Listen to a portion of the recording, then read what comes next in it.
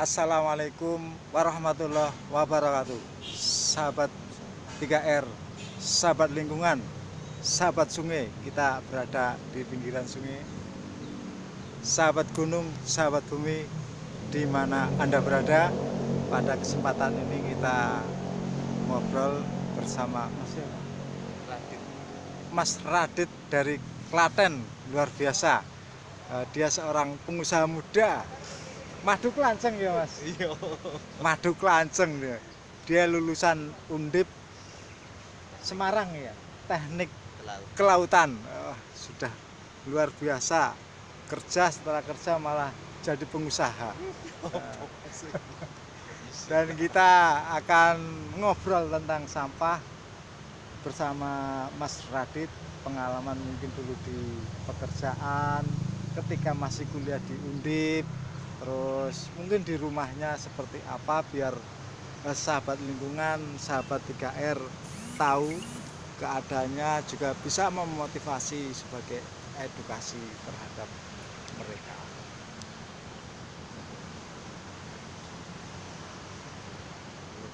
Ini Mas. Jadi sampah di rumah jenengan seperti apa sekarang? Diapakan? Kalau sampah di desa pengelolaannya kan rata-rata di sana masih banyak lahan. Iya. Dibuatkan apa ya? Kubangan lah, bentuknya kubangan. Ya. Nanti daun-daunnya dimasukin ke situ. Iya. Terus kalau yang tidak bisa membusuk semacam plastik, botol begitu dibakar. Kalau enggak dirosok. Oh, dirosok. Berarti dapat uang. Iya Mas, dapat uang. Itu di rumah kampung ya, di Klatennya itu. Iya. Terus dulu di Undip Semarang. Kalau waktu hidup di Semarang itu rata-rata memang diambilin tukang sampah. Tukang sampah. Diambilin, jadi bayar per bulan. Oh, bayar per bulan. Udah ada pengelolanya. Berarti belum dipilah itu. Belum. Hanya Iya. katakanlah membuang sampah pada tempatnya terus diambil sama Iya, petugas Mas. gitu ya. Terus mungkin di tempat pekerjaan dulu. Kalau di pekerjaan juga sama. Sama Modelnya langganan mereka. Oh, langganan. Itu Tempat dicampur apa sudah dipisah? Sejauh itu Di pekerjaan. dicampur. Oh, dicampur. Masih dicampur. Masih dicampur. Saat itu ya. Iya, Jadi Mas. itulah pengalaman Mas Radit di pekerjaannya. Jadi kita juga akan tularkan Mas pekerjaannya. Kita 10 tahun di pengolahan sampah. Katakanlah saya seorang pemulung Mas. 10 tahun. Dari 10 tahun itu kita alhamdulillah mengelompokkan atau membuat satu tatanan sosial sampah menjadi kelas sosial sampah. Yang pertama jenengan sampai tadi sampaikan di kampung Anda. Oh iya. Dibuat jugangan, dibakar biasanya iya, ya. dibakar. Nah, itu kelas yang pertama. Adanya sampah seperti itu kan adanya perkampungan, adanya masyarakat desa, kota itu ya. Iya, Mas. Dan perilaku membakar sampah ternyata sudah dilakukan pada mbah kita. Iya. Iya. Ya karena lahannya masih memungkinkan. Iya, betul. Di sini belum ada pemanasan global ya, Mas. Iya, nggak tahu lah orang desa pemanasan global. Iya.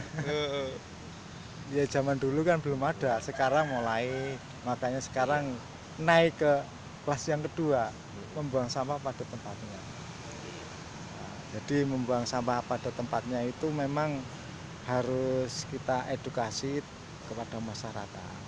Kalau enggak ya susah itu. Iya. Terus yang ketiga itu memilah sampah dari sumbernya. Tahu nggak memilah sampah itu? Maksudnya dari limbah rumah tangga. Iya, terus memilah sampah dari sumbernya. Iya.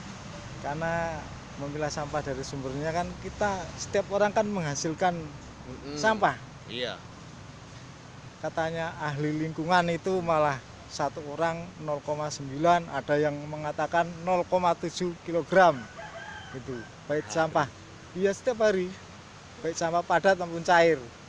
Kali 260 juta penduduk Indonesia, berapa ton itu? Nah, makanya itu untuk dipilah.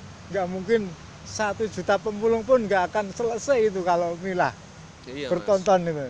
Makanya memilah sampah dari sumber, setiap orang itu sudah disendirikan, itu apa namanya akan mempermudah proses gitu ya.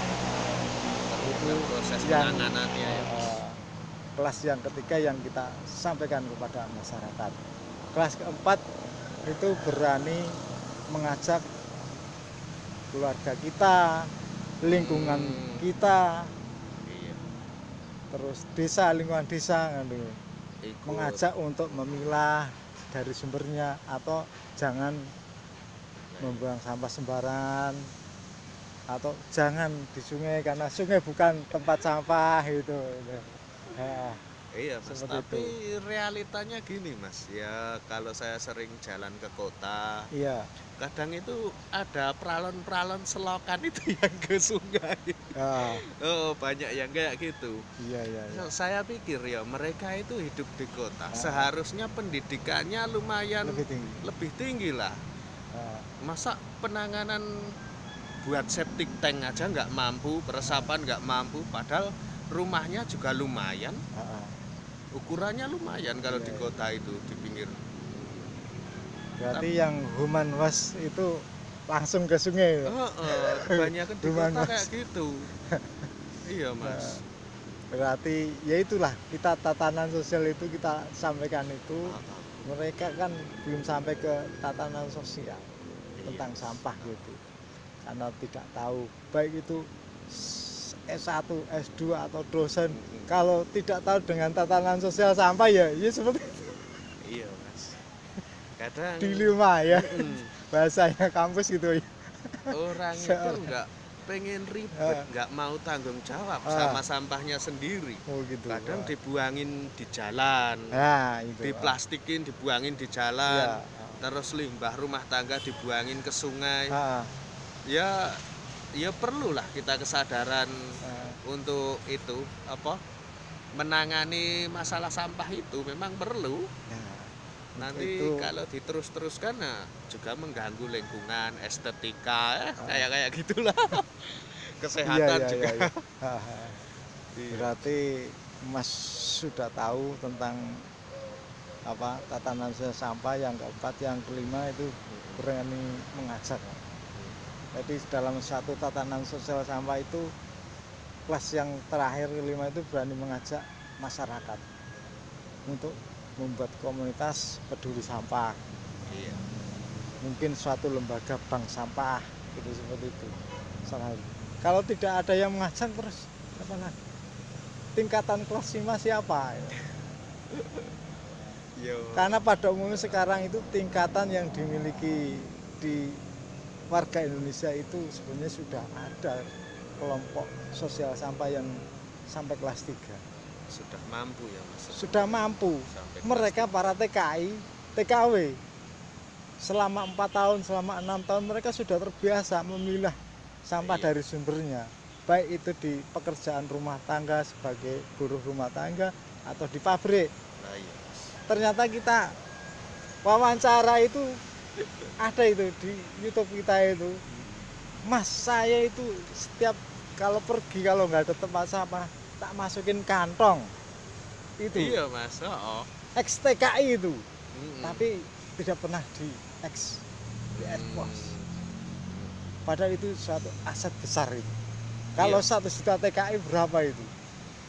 Membuat satu gerakan itu. Iya enggak? Aku biasanya Mas, kenapa? Bungkus permen kadang masih tak kantongi. Nah, cuman masalahnya kalau di sini kebetulan kan aku ngerokok Mas. Iya. Ya biasanya cari tempat yang ada kumpulan sampahnya nanti buang ya, situ. Itu sudah mendingan lah daripada sembarangan itu, berarti ada kumpulan sampah itu.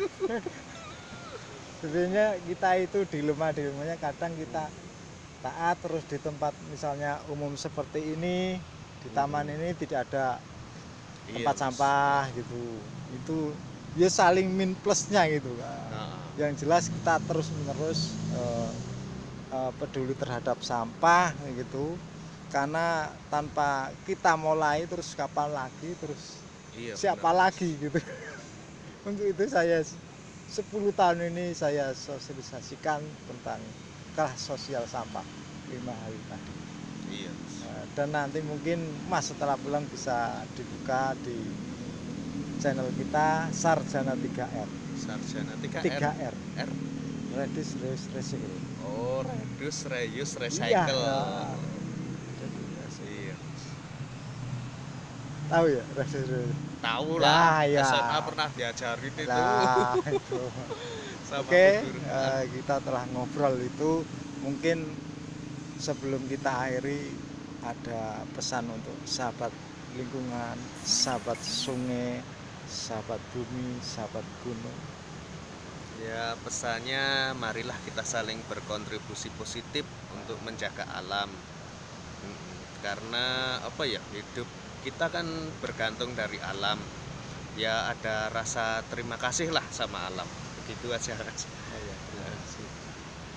Demikian tadi kita ngobrol bersama Radit, alumni Undip Semarang. Kita sampai di sini, sahabat lingkungan, sahabat gunung, sahabat sungai. Kita jumpa lain lagi. Assalamualaikum, selamat pagi, good morning, sugeng enjing, horas. Horas, Pak.